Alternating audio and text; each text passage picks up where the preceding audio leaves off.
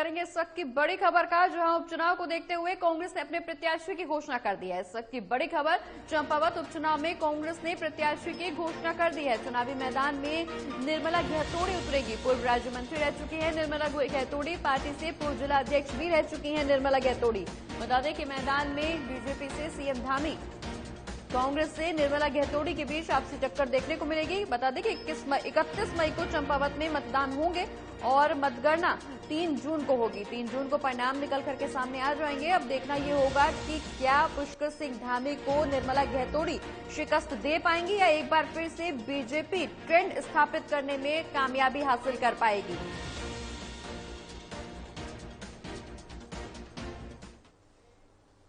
और इसी खबर पर ज्यादा जानकारी के लिए उत्तराखंड से हमारे ब्यूरो चीफ कमल शर्मा जी हमारे साथ जुड़ गए। कमल जी, लंबे समय से जो उपचुनाव की यहाँ तैयारी की जा रही थी, कयास काफी कुछ लगाए जा रहे थे, लेकिन अब स्थिति निकल करके सामने आ गई है। 31 मई को उपचुनाव में मतदान होना है और अब कांग्रेस ने भी अपने प्रत्याशी की घोषणा कर दी है। निर्मला गहतोड़ी को पुष्कर सिंह धामी के सामने उतारा गया है। क्या आगे आने वाले समय में निर्मला गहतोड़ी पुष्कर सिंह धामी को करारी शिकस्त देंगी या एक बार फिर से बीजेपी अपने ट्रेंड को पाने में कामयाब हो पाएगी? ट्रेंड एक बार फिर से स्थापित होगा?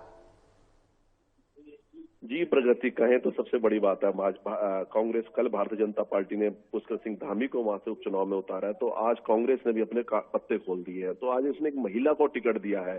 पूर्व जिला अध्यक्ष थी वहां पर, और साथ ही जब कांग्रेस की सरकार थी तो यहाँ पर इनको राज्य मंत्री का दर्जा भी था। निर्मला गहतोड़ी, इनको यहाँ पर प्रत्याशी बनाया गया है। सबसे बड़ी बात अगर हम बात करें, जो कैलाश गहतोड़ी थे जिन्होंने चुनाव जीता था भारतीय जनता पार्टी की तरफ से, और उन्होंने इस्तीफा दिया और आज भारतीय जनता पार्टी की तरफ से पुष्कर सिंह धामी मुख्यमंत्री जब वो चुनाव लड़ने जा रहे हैं, तो यहाँ भी गहतोड़ी को टिकट दिया गया। तो निर्मला गहतोड़ी को लाए हैं यहाँ पर। तो सबसे बड़ी बात अब देखना यही है कि एक महिला को टिकट दिया है, कितना हो सकता है। पर कुल मिला के अगर कहें तो, क्योंकि पुष्कर सिंह धामी मुख्यमंत्री हैं, वो अपना चुनाव हार गए थे, लेकिन 6 महीने के अंदर उनको विधानसभा का सदस्य बनना था, तो उपचुनाव हो रहे हैं यहाँ पर। तो कहना बड़ा, ये कहना इतना वो नहीं है कि कितनी टक्कर दे पाएगी। पर सबसे बड़ी बात है, जो हम लोगों से बातचीत हो रही है, जो हमारे चंपावत में लोगों से बातचीत हुई है, तो उनका यही कहना है कि भले कांग्रेस ने निर्मला गहतोड़ी को चुनाव में उतारा है, पर भारतीय जनता पार्टी के लिए जो आसान है वो राह जो है बड़ी आसान दिखाई दे रही है। क्योंकि भारतीय जनता पार्टी ने पिछले, अगर कहें तो, जब लगभग पिछले 2 महीने से वहां पर अपना पूरा जोर लगा रखा है, सारे वहां पर भारतीय जनता पदाधिकारी, सारे लोगों की युद्ध के स्तर पर भारतीय जनता पार्टी वहां चुनाव लड़ने जा रही है, और सरकार भी यहाँ भारतीय जनता पार्टी की, और जो प्रत्याशी हैं वो राज्य के मुख्यमंत्री हैं। तो इसलिए कांग्रेस की राह जो है हमें तो आसान नहीं दिखाई देती, बाकी तो समय आने वाला बताएगा। पर ये क्लियर चीज लग रही है कि कहीं ना कहीं जो पुष्कर सिंह धामी जो यहाँ से प्रत्याशी बने भारतीय जनता पार्टी, जो वर्तमान मुख्यमंत्री हैं, वो कहीं ना कहीं यहाँ पर भारी बहुमत से जीतते नजर आ रहे हैं। बिल्कुल कमल जी, यहाँ कांग्रेस की राह आसान बिल्कुल भी नजर नहीं आ रही, लेकिन अगर हम महिला प्रत्याशियों की बात करें तो यहाँ महिलाओं का दबदबा हमेशा देखने को मिला, चाहे वो बीजेपी की तरफ से हो चाहे कांग्रेस की तरफ से हो। ऐसे में जितना स्टडी बीजेपी ने किया है इस उपचुनाव को लेकर, उतना ही स्टडी कहीं ना कहीं कांग्रेस ने भी किया है। क्योंकि अगर हम निर्मला गहतोड़ी की बात करें तो वो एक जानी मानी यहाँ नेता है, राज्य मंत्री भी रह चुकी हैं, और उनका जो दबदबा है, उनकी जो छवि है, वो किसी से अछूती नहीं है, वो सबको पता है। इसीलिए कांग्रेस ने शायद पुष्कर सिंह धामी के खिलाफ यहाँ पर निर्मला गहतोड़ी को उतारा है कि आगे आने वाले समय में कहीं ना कहीं कांग्रेस को इस उपचुनाव से भी उम्मीद है कि यहां पर कांग्रेस अपना दबदबा कायम कर पाएगी। प्रगति कहें तो, अगर कहें जब यहाँ पर अभी आम चुनाव थे तो तब यहाँ पर महिला को टिकट नहीं दिया गया। हरमेश खरकरवाल थे यहाँ पर कांग्रेस के प्रत्याशी, जो कैलाश गहतोड़ी जो भारतीय जनता पार्टी के प्रत्याशी थे, उनसे हार गए हैं।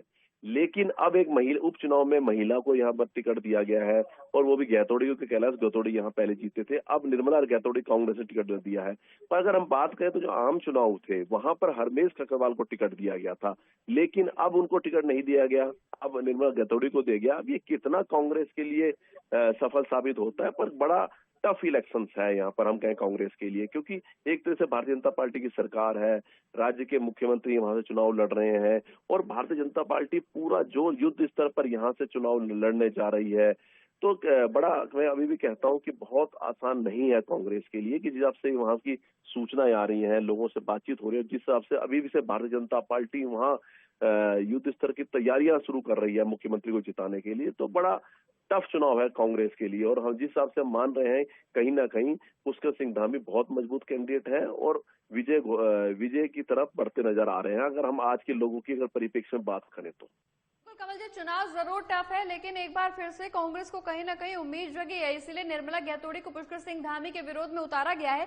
अब आने वाले समय में जो उपचुनाव होने हैं, 31 तारीख को मतदान होना है, क्या इस समय एक बार फिर से कांग्रेस यहां पर बाजी मार पाएगी? कांग्रेस को जो उम्मीद है, क्योंकि लगातार इस तरह के बयान सामने आ रहे हैं कि पुष्कर सिंह धामी को हराने में निर्मला गहतोड़ी यहाँ सफल साबित होंगी, लेकिन जो स्थिति है वो सभी से, फिलहाल की स्थिति सभी से, यहाँ किसी से भी अनजान नहीं है, सभी जानते हैं। लेकिन आने वाले समय में उपचुनाव के दौरान क्या कांग्रेस एक बार फिर से कोई नया दांव खेल पाएगी?